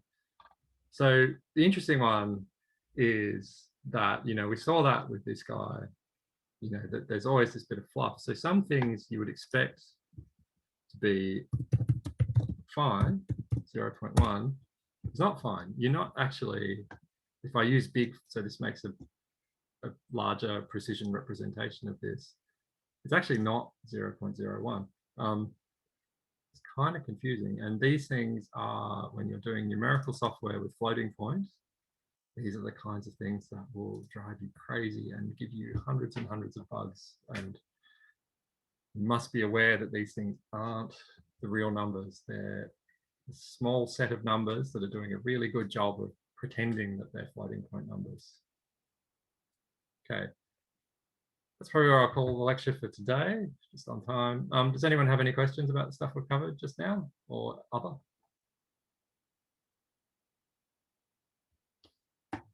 Okay, I just got a question on how do you set up an SSH key? What I would do is I would go to the GitHub documentation. I'll share this in Blackboard just straight after this. You can just, otherwise you can just look on GitHub documentation for connecting to GitHub with SSH. It will give you instructions on all operating systems. So you can do it Windows, Linux, Mac. It will have instructions that work for all of them. That's fine. It's pretty straightforward. So yeah, just GitHub documentation for connecting with SSH or GitHub documentation for creating a personal access token. My personal preference that you don't have to go with is that go for connecting with SSH. Okay, cool guys. I'll call it then. Have a good night. See you tomorrow.